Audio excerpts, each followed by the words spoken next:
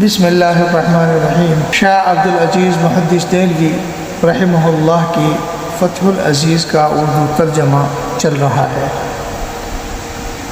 اور یہ بحث سورہ فاتحہ پر جاری ہے، جس کی آج یہ 29ویں قسط پیش خدمت۔ بھنور میں پھنسے ہوئے، غیر المغضوب علیہم ولا الضالین، نہ کہ ان کے راستے کی جن پر غضب نازل ہوا اور نہ ان کے راستے کی جو بھٹکے ہوئے ہیں۔ سوال یہ ہے کہ جب بندے کو دنیا و آخرت میں باری تعالیٰ کا انعام حاصل ہو گیا تو گمراہی اور ناراضگی کا خطرہ اس سے کوسوں دور چلا گیا، پھر گمراہی اور غضب سے بچنے کی فکر کیوں سوار ہے؟ اس کا جواب پہلے ہی گزر چکا ہے کہ ایک گروہ خود کو انعام پانے والے حضرات انبیاء کرام علیہ السلام اور اولیاء کے ساتھ منسوب کرتا اور اپنی راہ کو انبیاء اولیاء کی راہ شمار کرتا ہے، حالانکہ غضب و گمراہی کے بھنور میں پھنسا ہوا ہے۔ کہیں ایسا نہ ہو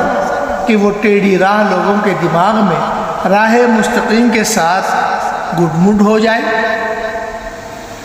اور اس جماعت کی اتباع کو انبیاء کی اتباع سمجھنے لگے اور اس طرح گمراہی اور غضب کا شکار ہو جائے۔ اس گڑبڑ کو دور کرنے کے لیے یہ الفاظ لائے گئے ہیں۔ مغضوب اور ضال کون ہیں؟ مغضوب اور ضال کے متعلق مفسرین کی آراء مختلف ہیں، یہاں ان میں سے چند تحریر کی جاتی ہیں۔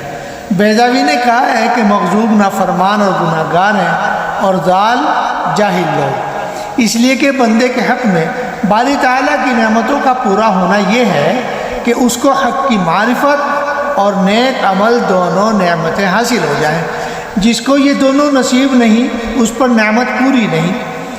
لہذا اگر معرفت حق کی رکھتا ہے لیکن نیک اعمال سے خالی ہے تو فاسق اور غصہ و ناراضگی کا حقدار ہے، اور جس کو معرفت حق حاصل نہیں بھلے ہی نیک اعمال کرتا ہو وہ جاہل و گمراہ ہے۔ پہلے گزر چکا ہے کہ مغضوب علیہ دو جماعتیں ہیں، ایک تو معاند کافر، دشمن کافر جو جان بوجھ کر کفر کرتا ہے، اور عاصی معتمد جو باقاعدہ ارادے کے ساتھ جان بوجھ کر گناہ کرتا ہے۔ اسی طرح ضال بھی دو قسم کے ہیں، ایک مقلد کافر جو دوسروں کی دیکھا دیکھی کفر کے اندھیرے میں گر گیا یا لا علمی اور ناسمجھی کی وجہ سے اس پر سچے دین کی حقیقت نہیں کھل سکی۔ دوسرا وہ گناہ گار جو اللہ تعالیٰ کے عفو و کرم پر تکیہ کر کے گناہ کرتا ہے، یا غور و فکر، علم کی طلب یا علماء سے معلوم کرنے میں کوتاہی کی وجہ سے انجانے میں گناہ کرتا ہے۔ بعض مغضوب علیہ کافر اور ضال بدعتی کو بتاتے ہیں۔ بعض کہتے ہیں کہ مغضوب علیہ وہ ہے جس سے قیامت کے دن ضرور بدلہ لیا جائے گا، اور ضال وہ ہے جس کی معافی کا بھی امکان ہے، پکڑ کا بھی۔ صحیح حدیث میں حاتم طائی کے بیٹے جن کا نام عدی تھا اور رسول اکرم صلی اللہ علیہ وسلم کے صحابی تھے، روایت کرتے ہیں کہ انہوں نے رسول اللہ صلی اللہ علیہ وسلم سے ان دونوں لفظوں کے معنی معلوم کیے تو فرمایا کہ مغضوب علیہ یہودی ہیں اور ضال نصارہ۔ اس کی تائید قرآن کریم میں موجود ہے۔ یہودیوں کے بارے میں ارشاد ہے وَبَاءُوا بِغَضَبٍ مِّنَ اللَّهِ، اور وہ اللہ کا غضب لے کر لوٹے، اور نصارہ کے حق میں فرمایا وَضَلُّوا عَنْ سَوَاءِ السَّبِيلِ، سیدھے راستے سے بھٹک گئے۔ بعض نے کہا ہے کہ جس نے صحیح عقیدے، اچھے اخلاق اور نیک اعمال میں تفرید یعنی کوتاہی کی اور کرنے کے کام نہ کیے وہ مغضوب علیہ ہے، اور جس نے اس میں افراد کیا وہ ضال ہے۔ ایمان کے بازو، بظاہر یہاں ان دونوں الفاظ کی ضرورت نہیں تھی۔ اگر یہ فرما دیتے صراط الذین انعمت علیہم من النبیین والصدیقین والشہداء والصالحین تو کافی و شافی ہو جاتا، غضب اور ضال کا تذکرہ کرنے کی ذرا بھی ضرورت نہ پڑتی۔ لیکن یاد رکھیے کہ ایمان کے دو بازو ہیں، ان دونوں بازوؤں کی مدد سے مومن کو راہ حق کی سیر مشافت حاصل ہوتی ہے، اور یہ دونوں بازو خوف اور رجا، یعنی امید اور ڈر سے مل کر بنے ہیں، ان دونوں میں اعتدال ہونا چاہیے۔ اسی لیے قرآن کریم میں یہاں وہاں ہر جگہ بخشش کے وعدے کے ساتھ پکڑ سے بھی ڈرایا گیا ہے۔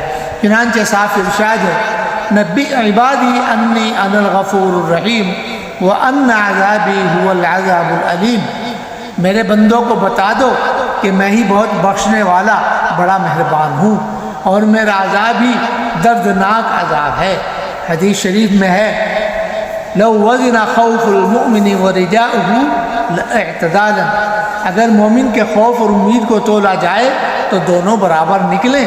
چنانچہ جب انعام کے ذکر سے امید کی نشاندہی کی گئی تو ضروری ہوا کہ غضب اور ضلالت کا تذکرہ کیا جائے تاکہ خوف کا بھی پتہ چلے اور ایمان کے یہ دونوں ستون برابر ہو جائیں۔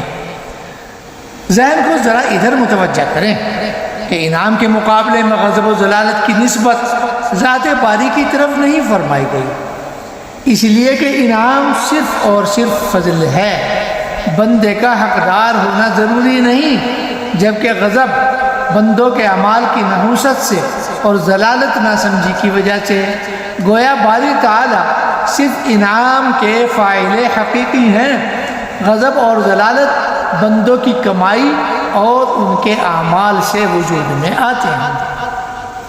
یہاں غیر الذین غضب علیہم نہیں فرمایا تاکہ غضب و ضلالت میں مشہور صرف چند لوگوں سے ہی پرہیز کا سوال نہ رہے، بلکہ غضب و ضلالت میں گرفتار ہر ایک سے پرہیز حاصل ہو۔ یہاں ایک اشکال بھی ہے کہ جن پر انعام کیا گیا ان کے مقابلے میں ایک گروہ لائے جو مغضوب علیہ ہے۔ یہاں تک تو بات درست ہو گئی، لیکن پھر ضالین کو یہاں لانا مناسب نہیں، کیونکہ یہ محتدین کے مقابلے کا لفظ ہے، لیکن منعم علیہ گروہ پر انعام ہی یہ ہوا کہ وہ راہ ہدایت سے نوازے گئے ہیں، تو یقیناً وہ محتدین اور ہادیین، اور چونکہ بندہ انہی کی راہ کا سوالی ہے اس لیے محتدین کے مقابلے کا لفظ یہاں بالکل درست اور برمحل ہے۔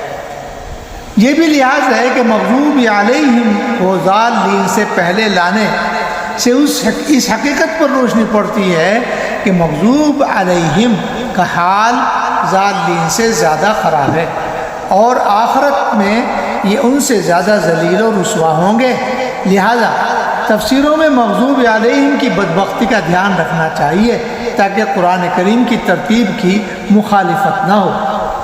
حاشیہ، یہاں تک تو سورہ فاتحہ کے اندر استعمال کیے گئے بعض الفاظ اور جملوں کے الگ الگ لطائف بیان کیے گئے ہیں۔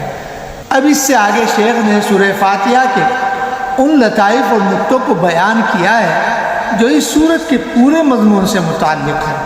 اگلی قسط نمبر 3 میں انہی خزانوں کا تذکرہ ہوگا انشاءاللہ۔